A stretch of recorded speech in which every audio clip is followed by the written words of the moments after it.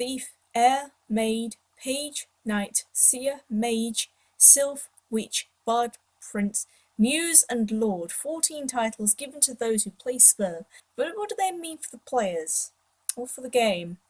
Hello and welcome back to the Homestuck lore series. In this episode we'll be looking at the second half of the title given to the players of Spurb. Whenever someone is a predestined player of the game, they will always have a title assigned to them composed of their class and their aspect. In this video we'll be exploring the class half and what we know about their role within the game. The reason we went over the aspects first is that the classes state the ways in which the player is able to tap into their power set of their aspect. So knowing how the aspects work make this half of the expansion easier. Let's begin, shall we? There are 12 known regular classes and 2 master classes, making 14 known classes in total. Classes describe the intended role of the player of Spurb, and how they can use their aspect. In simple form, every aspect is a set of themed abilities, while the class dictates which abilities the player can access. Unfortunately, due to the cryptic nature of Homestuck's writing, few class mechanics have been explicitly explained, with many only implied. As such, a lot of fan speculation may come up with some of the classes.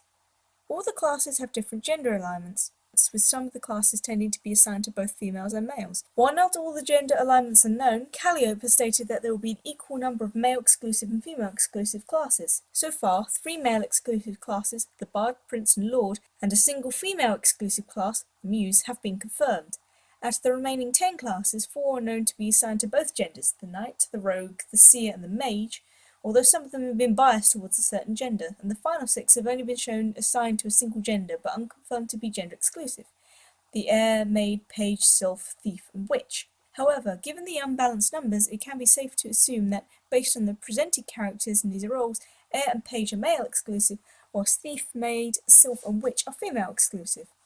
Broadly speaking, the classes can be set into pairs around a key concept, with one being active in that role and the other is passive. These 6 key concepts are creation, change, stealing, destruction, knowing and exploiting. We will proceed by exploring each class, starting with the ones we know to be pairs. The Thief and Rogue are a pair of classes, respectively active and passive, that deal with the redistribution of an aspect. While the active thief will steal or take their aspect for themselves, the passive rogue will generally distribute it to someone or something outside of themselves after taking it, akin to a Robin Hood figure. Thief of Life aspect is notable for stealing luck from her allies or enemies, and in doing so making the outcomes fall in her favour. The Rogue of Void is said to have voidy blackout bullshit follow her wherever she goes. She also somehow obfuscated the view of the entire B2 session she was part of. For what it's worth, these manifestations of her role seem to be largely passive and unintentional. The Thief of Life stole her friends' lives by killing them so they can continue to exist after the scratch in A1. When Mina Pages went on to become the Condess, she was able to lengthen the lifespans of others, possibly indefinitely on a whim. This is both useful and terrifying to consider. The Rogue of Breath, after the scratch as the Summoner, stole the freedom of the fauna in Alternia to aid in giving freedom to the lower castes of Alternian trolls in some of the many uprisings against the upper castes and the Condess. Known thieves are Vriska Circuit, the Thief of Light, and Mina Pages, the Thief of Life. Known rogues are Roxy Lalong, the Rogue of Void, Nepeta Lejean, the Rogue of Heart, and Rufio Nightram, the Rogue of Breath. Next we have the Bard and the Prince. This pair of classes, respectively passive and active, are the exclusively male and deal with destruction. The Prince, as the active, is literally simplified to be a destroyer of aspect, or one who destroys via said aspect.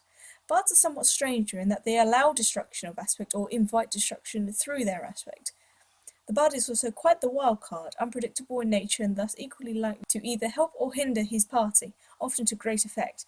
In extreme cases, they are single-handedly responsible for their party's massive downfall, their improbable victory, or sometimes both. The Prince's power seems to include, aside the obviously ability to channel an aspect to destroy, or simply destroy it outright, phenomenal offensive abilities.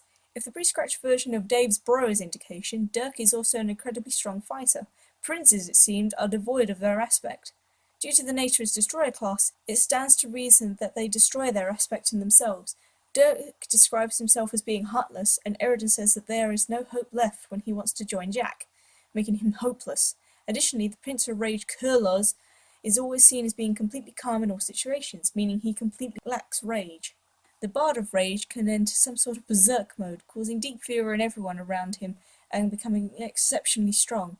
When he did, he was surrounded by a strange purple lightning, which turned red later and may have been rage itself, considering the purple colours of his god tier robes. This suggests that bards can use their aspect improve their own abilities and possibly others. Throughout most of his life and most of the game, Gamzee allowed his rage, his calling as a Grand High Blood, to be destroyed by consuming Sopa slime, which made him docile and harmless, or blazing. Later, he allows his rage to be destroyed by Karkat and sets up a trap for Terezi that, by inspiring rage against Vriska, invites her to commit destruction. During his stay on the Meteor, his uncanny ability to inspire rage in Terezi results in him becoming her cosmesis, a bit abusive, a troll type of relationship we'll get into in a future video, which proves to be very negative, as it were. Known bards are Gamzee Makara, the Bard of Rage, and Cronus Ampora, the Bard of Hope. Known princes are Dirk Strider, the Prince of Heart, Eredin Ampora, the Prince of Hope, and Kurlos Makara, the Prince of Rage. The last definite pair as stated in the series is the Muse and the Lord. As said, Calliope has stated that these two classes are the so-called master classes and are significantly more powerful than the others, and that these are the classes that the cherub players have. Muse is female exclusive and the most passive of all classes. Lord is male exclusive and the most active. Presumably these classes are paired. It could be speculated that these classes deal with an interference on a cosmic level, with the Lord class, in addition to having minions of his own and being able to destroy the dream bubbles. The minions of the Lord of Time are known as the Felt, notorious for interfering with time, although this may theoretically be just due to the fact of the aspect of their player who is a Lord of Time. For example, a Hero of Light may have luck fortune-based leprechauns, or a Hero of Breath may have wind-based leprechauns. The Muse's powers allows her to go inserting herself into real events. It could be speculated that the Muse class is based on the traditional role of a Muse, to inspire. The tale of the Muse's tragedy has inspired hundreds of souls to seek her soul out, or at the very least to seek a way to kill the Lord. This also ties in with the Muse being the most passive classes of all, as all the Muse has to do to fulfill her role is to die at the Lord's hands. It may be suggested that the two master classes are at least partially codified by the ability of the player to influence events indirectly. The Muse inspires others' actions despite not being in a position to do anything by herself directly, whilst the Lord instructs his minions' actions. The rest of the classes do not, as far as we know, have definite pairs, but there is enough fan-gathered speculation and evidence. We'll be going into what we believe are the most likely pairs. The change pair is known as the active witch and the passive heir. The witch is an active class. The exact definition of the witch class is unknown. Jade Harley, the Witch of Space, is able to change the size, velocity, and position of things in space. And an alternative timeline for Fairy, who was a Witch of Life, was shown healing the wayward vagabond in a dream bubble. All seen witches have been female, however. Whether the witch class is exclusively female is unknown. Should either the maid or sylph classes to be revealed to not be female exclusive, or either the page or heir classes be revealed to be male exclusive, then the witch class would be female exclusive. Much like the witch, the exact powers of an heir are unknown, although common speculation for the class is that it is one who protects himself with their aspect, or one who is protected by aspect.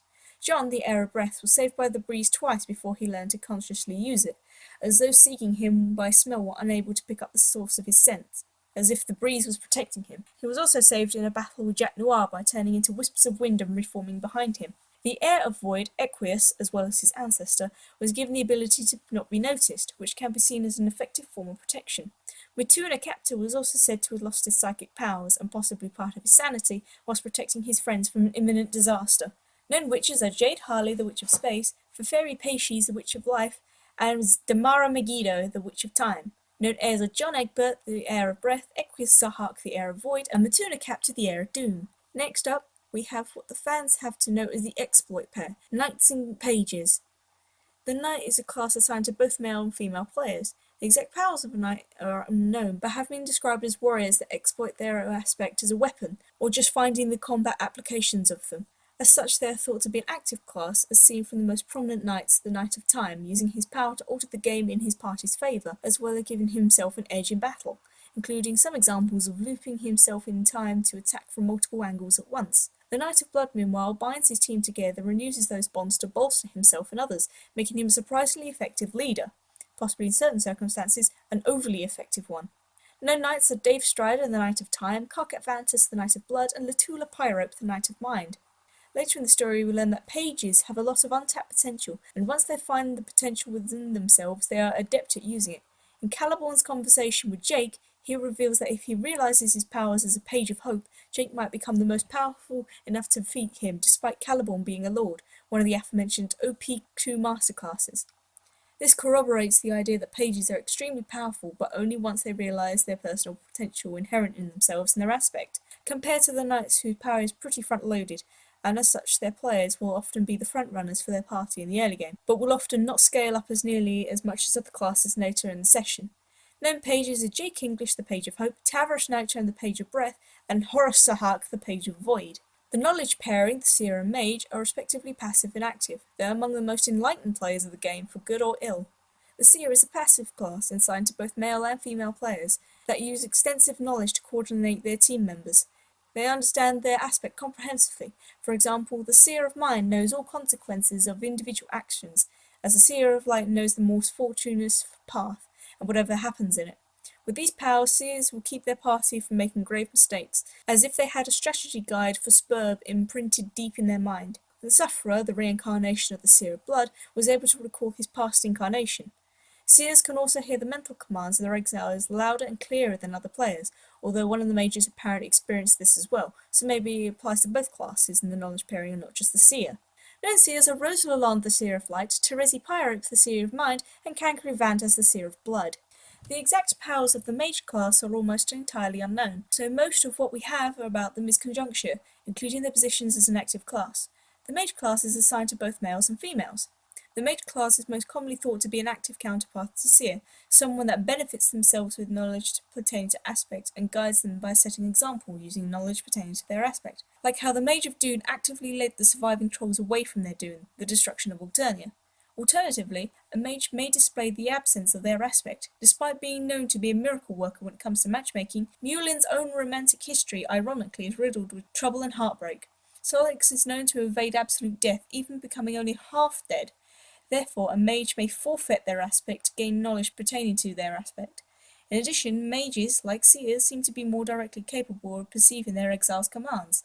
However, Matuna also saw great doom ahead of time and promptly stopped it, despite being an heir rather than a mage, leading to a possibility that those with the doom aspect generally have the ability to foresee doom and calamity no matter what class they're assigned to. Or maybe it's just a captor thing. No mages are Solix Captor, the Mage of Doom, and Mulin Lejeune, the Mage of Heart. The final pair we have to discuss is Maids and Sylphs, the so-called creation pair. The powers of a maid are unknown, but believed to be passive, at least compared to its alleged partnership with the Sylph. The Maid of Time was able to freeze their enemies, whilst the Maid of Life was able to heal herself after being attacked, and is able to bring people back from the dead, although according to Jane, that ability is limited to one use per person. As may be guessed from the name, the Maid class is exclusively female. So far, maids are the only class that have been seen with two colours, accounting for the different shades of the same colour, on the shoes that are unique to the rest of the outfit. The maid outfit also features bandages wrapped around the lower legs. Known maids are Jane Crocker, the Maid of Life, Aradia Megiddo, the Maid of Time, and Porin Marim, the Maid of Space. The Sylph is a magic-based class that is thought to specialise in healing. As a Sylph of Light, Aranea healed primarily by helping people to see things, both figuratively and literally. In the figurative sense, she focused on helping people deal from psychological wounds. In the literal sense, she restores Therese's eyesight for her, as well as Jake's mind. Its placement on the passive-active scale is unknown, although most speculate it to be passive. All seen Sylphs have been female, however whether the Sylph class is exclusively female is unknown. As of the Gigapause, there is a 91.6% chance that Sylphs are female exclusive, and since the only seen Sylph outfit is a dress, and the mythical creature the name is drawn from is a female, it is quite likely to be so. Known Sylphs are Kanaya Mariam, the Sylph of Space, and Aranea Circuit, the Sylph of Life. And with that, we have reached the end of our classpects two-parter. Thank you very much for watching. Do leave a like and subscribe if you enjoyed the content. I want to leave a comment about which class and aspect combo do you think would most suit yourself. Until then, I have been the Guard, and I will see you in the next Homestuck Lore video. Bye for now!